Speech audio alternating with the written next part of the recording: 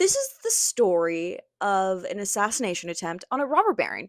Completely, totally out of left field, not because of what's happening in the news. Before I get into it, we're going to need some background. So, it is the year is 1892, and Homestead Steelworks is the most technologically advanced steel factory in the entire world.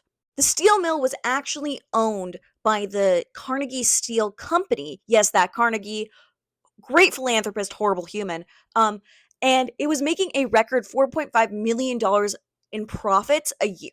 And the workers there, who were part of a union that had signed a contract 3 years earlier, were like, hey, can we amend that contract and actually have our wages tied to the means of production? So basically, the more metal we produce, the more money we make. Basically, the workers were like, we put so much into this company, we should get a share of the profits. Sound familiar?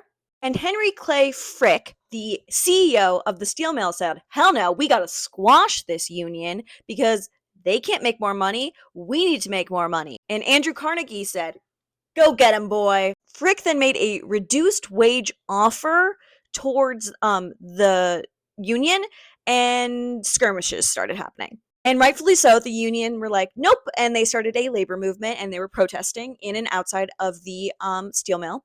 And so Frick, of course, hired the Pinkertons. The Pinkertons are basically a private army that historically, allegedly, throughout the history of America, have never really been part of something good.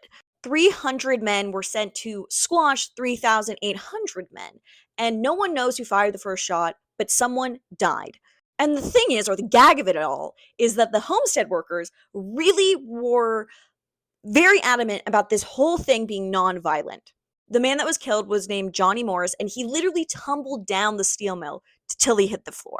Then a day-long rage-fueled battle occurred between the union workers and the Pinkertons, and 9 people in total were killed, including union members and Pinkertons, which severely juxtaposed what the workers wanted, which was a nonviolent labor movement. And this is where our assassinator, Alexander Berkman, comes in. He is from a very rich family in Lithuania, and he moved to the United States where he fell in love with a woman named Emma Goldman and joined an anarchist group. He and Goldman believed that the propaganda of the deed was important, which basically meant that acting upon something like killing someone, even if innocents die, means that the state will respond and spark a revolutionary movement. He actually had no connection to the steelworkers, but he thought that what was happening to them was wrong. Berkman then was like, oh my god, the revolution is starting. I have to be a part of this. Berkman then walked into Frick's office on Fifth Avenue and pulled out a gun. It was a 38 caliber revolver, and he shot point blank Frick twice. One in the shoulder and one in the neck. Then one of Frick's associates battled with Berkman and like toppled him to the ground. And then Berkman pulled out a knife and stabbed Frick in the thigh. He also got another shot off during the scuffle, but towards the ceiling. The press then went, oh my god, this assassination is so random. Like, why would anyone do this?